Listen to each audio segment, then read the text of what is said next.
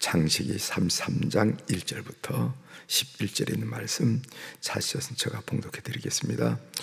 야곱이 눈을 들어보니 에서가 400명의 장정을 거느리고 오고 있는지라. 그의 자식들을 나누어 레아와 라헬과 두 여종에게 맡기고 여종들과 그들의 자식들은 앞에 두고 레아와 그의 자식들은 다음에 두고 라헬과 요셉은 뒤에 두고 자기는 그들 앞에서 나아가되 몸을 7번 땅에 굽히며 그의 형 에서에게 가까이 가니 에서가 달려와서 그를 맞이하여 안고 목을 어근 맞추어 그와 밑맞추고 서로 우니라. 에서가 눈을 들어 여인들과 자식들을 보고 묻되 너와 함께한 이들은 누구나? 야곱이 이르되 하나님이 주의 종에게 은혜로 주신 자식들이니이다.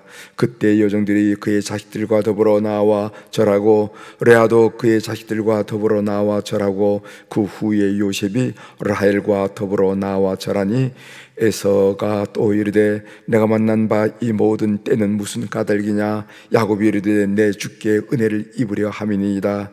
에서가 이르되 내 동생아 내게 있는 것이 족하니 내 소유는 내게 두라. 야곱이 이르되 그렇지 아니하니이다. 내가 형님의 눈앞에서 은혜를 입어 싸우면 청하건대 내 손에서 이 예물을 받으소서. 내가 형님의 얼굴을 배운즉 하나님의 얼굴을 뵌 것 같사오며 형님도 나를 기뻐하심이다. 하나님이 내게 은혜를 베푸셨고 내 소유도 족하오니 청하건대 내가 형께 드리는 예물을 받으소서 하고 그에게 광곤함에 받으리라. 아멘. 12절까지 함께 읽겠습니다.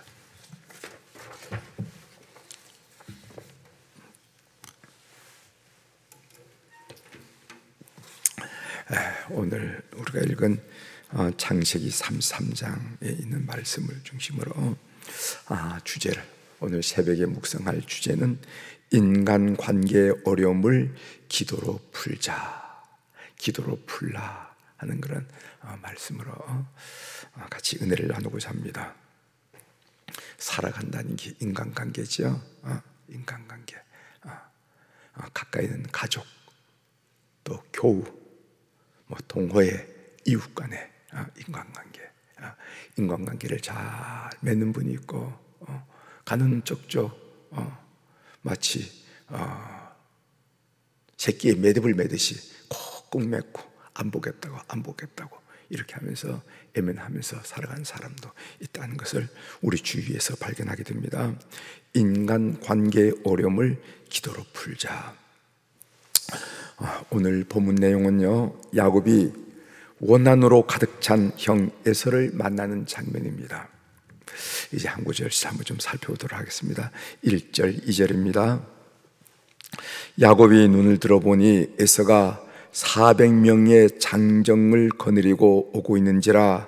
그의 자식들을 나누어 레아와 라헬과 두 여종에게 맡기고 여종들과 그들의 자식들은 앞에 두고 레아와 그의 자식들은 그 다음에 두고 라헬과 요셉은 뒤에 두고, 이 말씀이 1절 2절에 있어요. 에서가 400명의 장정을 거느리고 왔다. 이 말은 사랑하는 동생이 20년 만에 오기 때문에 지금 환영 퍼레이드를 하고 있는 겁니까? 아니면은 한번 손을 좀 봐라, 손을 좀 봐주겠다, 나도 힘이 있다, 이런 퍼레이드입니까? 여러분 어떻게 생각하십니까? 누구든지 이 400명의 장정을 이끌고 왔다는 것은 그것은 야곱에게 좋은 소식은 아닌 것 같아요. 뭔가 불길하다 하는 느낌을 받는다는 거죠. 이 소식을 듣고 이제 야곱이 행렬을 정했는데, 행렬을 어떻게 배치하는가 하면은 여종들, 야곱에는 여종들이 있었죠.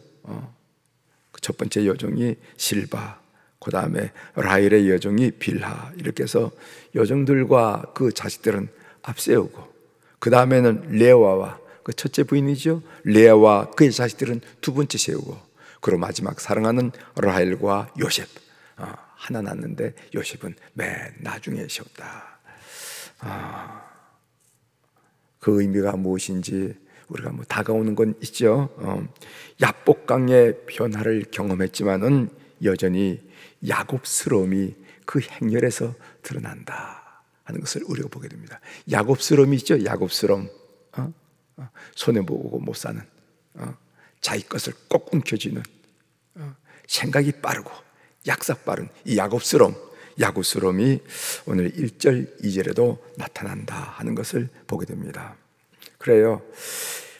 야곱이 야복강의 경험을 했음에도 불구하고 문득 이곳 저곳에서 야곱스러움이 나타난다는 겁니다. 그래서 우리는 성화, 의인은 순간의 일이지만은 성화는 점진적인 일이다 하는 것을 늘 가르치고 있는데, 성화는 하루아침에 이룰 수 있는 것은 아니에요.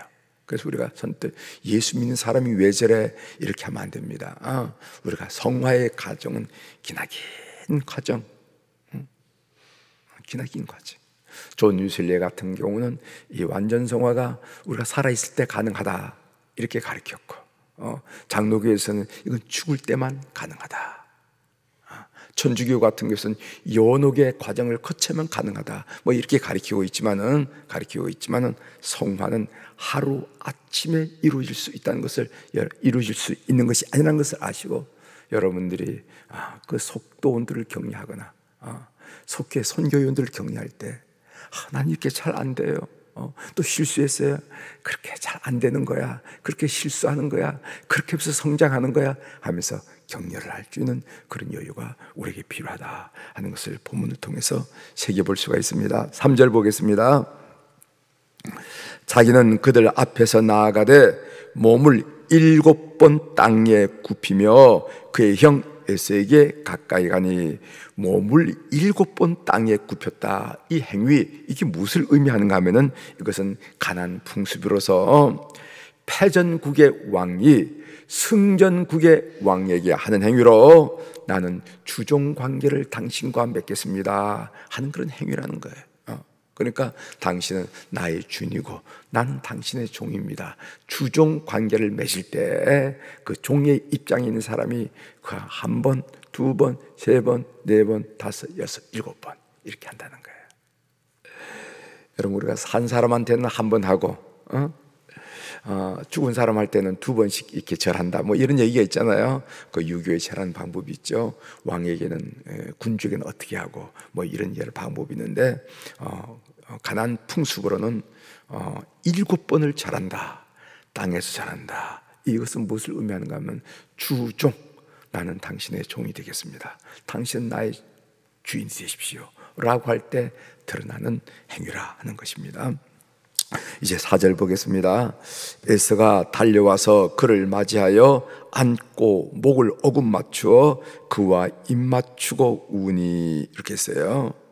에서가 달려와서 이 사람을 안고 이 목을 어금 맞추는 거예요. 어금 맞추는 거, 이거 중동에서 많이 보게 됩니다. 중동에서 많이 보게 돼요. 그 친한 사람을 만나면 어떻게 하냐면은 이렇게 만나면 딱 안고 왼쪽으로 이렇게, 오른쪽에 이렇게 하면서 그 볼에다가 입을 맞추면서 그렇게 한다는 거죠. 이게 아마 고대 근동의 일반적인 습관인 것 같아요. 친한 사람이면 가서 와라 끌어안고 왼쪽으로, 그래서 왼쪽 볼에다가 오른쪽으로, 그래서 오른쪽 볼에다가 이렇게 해서 하면서 입 맞춤을 하면서 그렇게 하는 겁니다.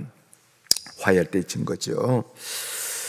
이 원한으로 가득 찬 예수와의 만남은 우리가 상상하건대, 이제까지 추측하건대 아마 피비린내 나르는 어떤 골육 상쟁이 일어나지 않을까, 이것이 우리가 예측했습니다. 한바탕 뭔가 일어나겠구만. 400명의 장정을 끌고 오는 그 에서의 기세등등한 모습을 보고 뭔가 한바탕 일어나겠구만, 이렇게 우리가 추측하고 예상을 했습니다. 그런데 지금 전혀 그렇지 않아요. 형이 에서가, 야곱이 달려간 것이 아니라 형이 에서가 달려와서 그 동생을 안고 입을 맞추고 울었다 하는 이야기입니다. 에서는 뭔가 급격한 심경의 변화를 겪은 것이 분명합니다. 졸뚝거리며 다가오는 야곱의 처량한 모습도 일정 부분 영향을 줬겠죠. 그렇게 생각합니다. 만일 야곱이 무슨 말을 타고 낙타를 타고 기시등등하게 오면 이놈 봐라 아마 이랬을 텐데, 오는 형색을 보니까 뭐 20년 동안 모습살이 했으니까 얼마나 초췌하겠어요. 얼굴 모습만 딱 알지. 저놈이 잘 살았는지 안 살았는지 잘 알지. 초췌한 모습에 오는데 다리는 절뚝하고 오니까 아마 그 순간 마음의 변화도 있었으리라 생각하는. 그러나 하나님이 에서의 마음을 먼저 만지셨다는 겁니다. 에서의 마음을 먼저 만지셨다는 겁니다. 자, 10절 보겠습니다. 10절 넘어갑니다. 10절. 야곱이 이르되 그렇지 아니하니이다. 내가 형님의 눈 앞에서 은혜를 입었사오면 청하건대 내 손에서 이 예물을 받으소서. 내가 형님의 얼굴을 배운즉 하나님의 얼굴을 본 것 같사오며 형님도 나를 기뻐하십니다. 이런 말을 해요. 이 말은 무슨 말인가 하면은 이제 내일 또 보겠지만은 상당한 그 가축을 예물로 했어요. 그 예물을 셋대로 나눴다 했으니까 셋대로 그걸 했다 이 말이죠. 그랬더니 에서가 뭐라 하면은 단칼에 뭐라 하면 나 그거 안 받겠다. 나도 그만큼은 있어. 그건 안 받겠다. 그랬더니까 이제 10절에 한 얘기입니다. 아닙니다. 내가 은혜를 입었으면 꼭 받으셔야 됩니다 한 얘기죠. 나중에 11절에 보면은 받았다 한 내용이 나오죠. 여기 보면은 내가 형님의 얼굴을 배운즉 하나님의 얼굴을 본 것 같사오며 이런 말했습니다. 여러분 하나님의 얼굴 하니까 탁 들어온 말이 있죠. 분이엘. 어제 배웠죠. 분이엘. 이 분이엘이란 말이 하나님의 얼굴이란 뜻이 얼굴. 하나님. 여러분 보겠습니다. 확인해 보겠습니다. 창세기 32장 30절입니다. 창세기 32장 30절. 그러므로 야곱이 그곳 이름을 분이엘이라 하였으니 그가 이르기를 내가 하나님과 대면하여 보았으나 내 생명이 보존되었다 함이더라. 그래서 하나님을 보았다. 하나님의 얼굴, 그 뜻이 바로 분이엘이라 하는 것을 거기 줄을 달아서 본 것을 우리가 확인했습니다. 이 의미가 뭔가? 왜 다윗은 형님의 얼굴을 본즉 하나님의 얼굴을 본 것 같아 하는 그런 표현을 썼을까? 그 의미가 뭘까? 그 의미한 바는 무슨 말이냐면은 분이엘에서 하나님을 만난 야곱은 누구를 만나든지 그의 얼굴에서 하나님의 얼굴을 보게 되더라 하는 말입니다. 이것은 바로 성도의 변화예요. 성도의 변화예요. 하나님을 인격적으로 만난 성도는 모든 사람의 얼굴에서 하나님의 얼굴을 만나게 된다는 거예요. 우리는 이것을 성령 충만이라 이렇게 표현합니다. 오늘 쉬운 말로 말하면은 내가 성령 충만하니까 누구를 만나든지 그 얼굴에서 하나님의 얼굴을 보게 된다는 거예요. 성령 충만하면은 그렇게 믿던 남편의 얼굴에서도 하나님의 얼굴이 나타나고, 성령 충만하면은요 시어머니 얼굴에서도 하나님의 얼굴이 나타나고, 성령 충만하면은 부장의 얼굴, 마사의 꼬투리 잡던 그 부장의 얼굴, 미워 죽겠던 그 부장의 얼굴에도 하나님의 얼굴이 나타난다는 거예요. 여러분 이 사실을 여러분 경험하죠? 신앙생활을 하면서. 그렇죠? 내가 성령 충만하니 주변에 있는 사람들이 다 좋게 보여. 우리는 하나님의 얼굴이라는 말을 쓰지 않고 좋게 보인다고 얘기하죠. 내 주변에 있는 사람들이 모두가 감사의 제목이 되고 좋게 보여요. 그러나 내 심령이 메마르고 내 심령이 각박하고 은혜가 떠나고 성령 충만이 약화되면요 보는 것마다 시답지 않고 하는 행동마다 답답하고 속상하고, 내가 저런 사람을 왜 만나가지고 왜 이런 직장에 와가지고 이렇게 되더라는 거예요. 여러분 성령 충만한 여러분 되시길 바랍니다. 여러분들이 성령 충만하면은 여러분에 있는 주변에 있는 사람들 얼굴에서 뭐를 본다면은 하나님의 얼굴을 본다. 다 좋게, 하나님의 얼굴이니까 얼마나 좋겠어요. 다 좋게 보인다는 거예요. 거꾸로 말하면은 사람들이 주변에 있는 사람들이 다 시답지 않고 마음에 맞지 않고 아이고 이 소리가 저절로 나오고 이러면은 여러분들의 심령에 뭔가 어려움이 있다는 거예요. 각박하다는 겁니다. 각박하다는 겁니다. 그래서 꼭 그렇게 진단을 내리시길 바랍니다. 아시죠? 자기 마음을 점검해 보는 거예요. 하나님의 음성 듣기로 말씀을 드리겠습니다. 오늘 본문을 묵상할 때 가장 인상적인 말씀은 4절의 말씀이에요. 여러분들도 그렇죠? 에서가 달려와서 그를 맞이하여 안고 목을 어긋 맞추니 그와 입 맞추고 서로 우니라 이랬어요. 참 멋있는 해우 만남이라 이렇게 생각이 듭니다. 이 본문을 읽고 인간관계에 대한 생각을 했습니다. 여러분, 목회는 인간관계죠? 그렇죠? 목회는 인간관계입니다. 제가 여러분들에게 월급을 줘서 여러분들이 오는 게 아니잖아요, 그죠?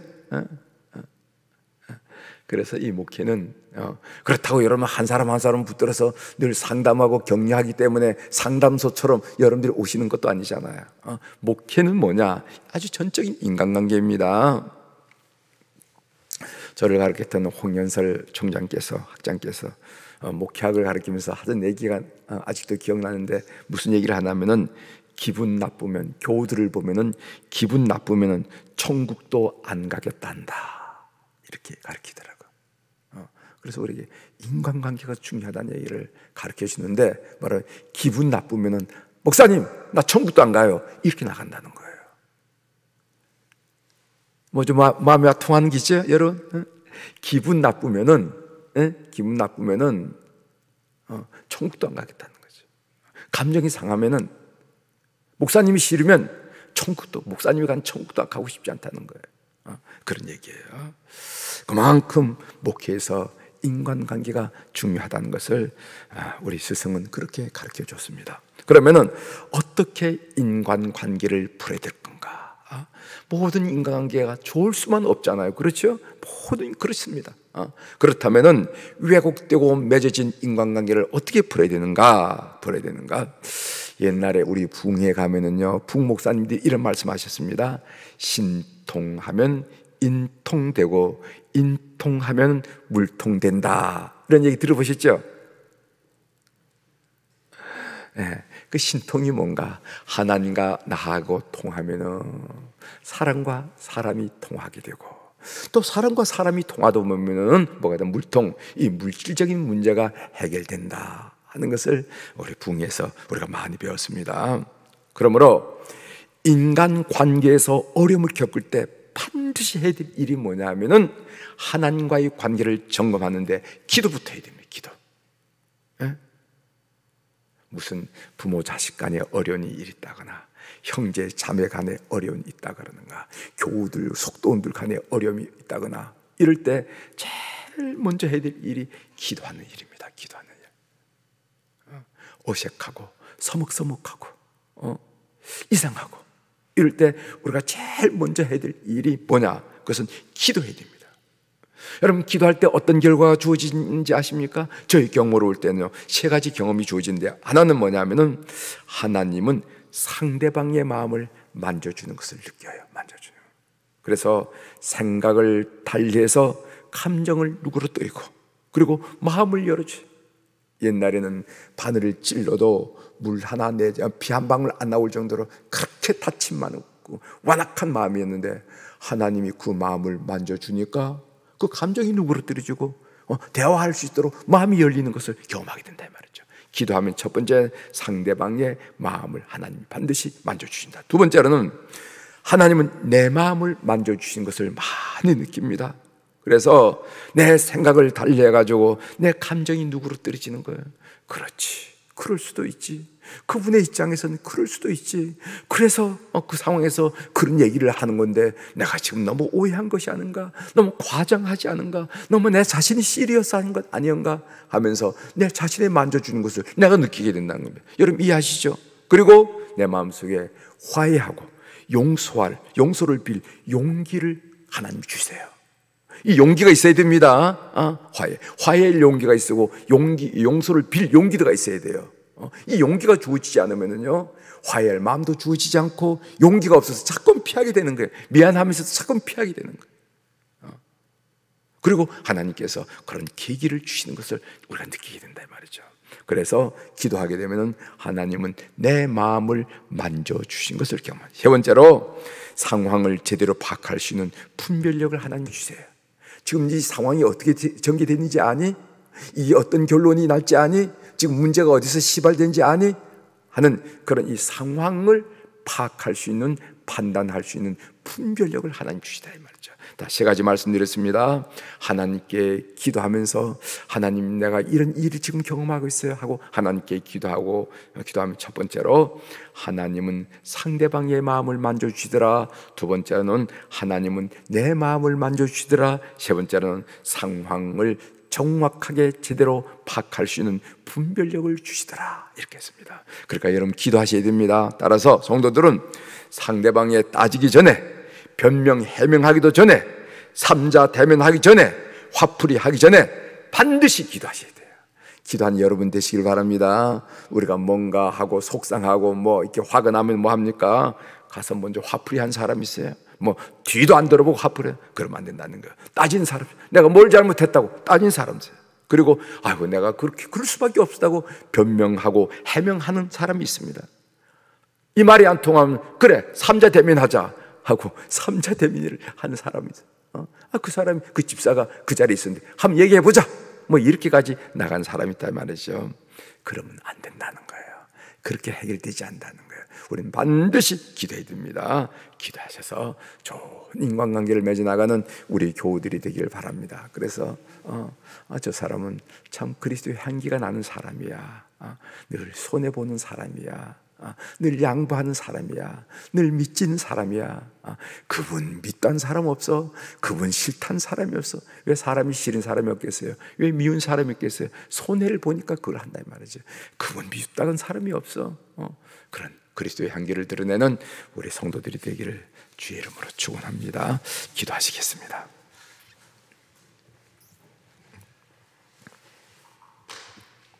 하나님 아버지, 400명의 장정을 이끌고 오는 에서의 기세 등등함을 볼 때 한바탕 무슨 일이 일어나겠구나, 비비린 나는 살육, 골육, 상쟁이 일어나겠구나 하는 그런 생각을 했는데, 의외로 에서가 먼저 달려와서 안고 어금 맞추어 입을 맞추면서 눈물을 펑펑 쏟는 정말 아름다운 아름다운 만남을 우리가 성경을 통해서 보았습니다.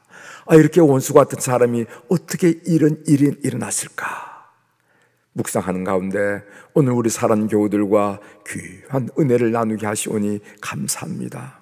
삶을 살다 보면은, 인간관계를 하다 보면은 좋을 수만 없는데, 마냥 좋을 수만 없는데, 그럴 때마다 지혜롭게 풀어나가는 우리 교우들이 될 수 있도록 은총을 베풀어 주옵소서. 그 무엇보다도 하나님께 간절히 기도함으로 성령께서 역사하신 것을 우리가 먼저 확인할 수 있도록 도와 주옵소서. 그래서 내 마음이 누그러지고 상대방의 마음이 누그러지고 그런 어떤 계기와 어떤 일을 통해서 성도 사이 그리고 가족들 사이에서 아름답고 아름다운 인간관계를 맺어서 그리스도의 향기를 드러내는 성도의 삶이 될 수 있도록 은총을 베풀어 주옵소서. 오늘 또 우리 주님 앞에 귀한 물질을 드리는 우리 사랑 교우들이 있습니다. 많아서 드린 것도 아니고, 이 물가구가 있는 때 쓸 데가 없어서 아니고, 쓰고 남아서 드린 것도 아니라, 하나님 모든 것들을 주님을 의지하는 마음으로 이제껏 주님께서 그렇게 우리를 축복하신 것처럼 장래도 그렇게 할 줄을 믿고 이 물질을 주님 앞에 올려드렸사오니 주께서 기억하여 주시옵소서. 그 이름을 기억하시고 그 사연을 주님께서 통촉하여 주셔서 삶의 길에서 하나님의 간섭한 자상한 손길을 늘 느끼면서 예수 이름으로 승리하는 삶이 될 수 있도록 오늘 또 그 걸음을 축복하여 주시옵소서. 하나님, 이 화요일 날 우리 교회 어른들, 우리 안나 여선교회 회원들을 비롯하여 우리 모세 남선교회 회원들을 비롯하여 교회 어른들을 축복하며 기도하게 하시오니 감사합니다. 이제 환절기를 맞이해서 우리 어른들의 건강을 꼭 지켜주시고 그들의 영혼이, 그들의 심령이, 그들의 육체가 늘 활기를 띠어서 하나님께 영광을 올려드리는 오늘 하루가 되도록 은혜를 베풀어 주옵소서.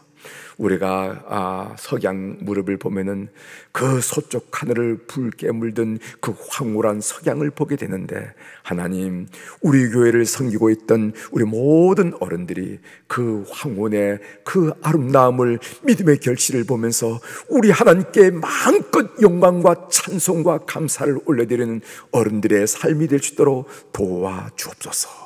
자식이 되는 일들을 바라보면서, 손자, 손녀, 손주들이 되어지는 일을 바라보면서 하나님은 틀림없는 분이구나, 하나님은 신실한 분이구나, 하나님은 여지가 없고 여부가 없는 분이구나 고백하며 하나님을 찬양할 수 있도록 주께서 그들의 젊은 날의 헌신과 충성을 기억하여 주시옵소서. 오늘 또 하늘의 주권과 땅의 주권을 가진 우리 주님의 그 권세 있는 이름으로 이 새벽에 선포합니다.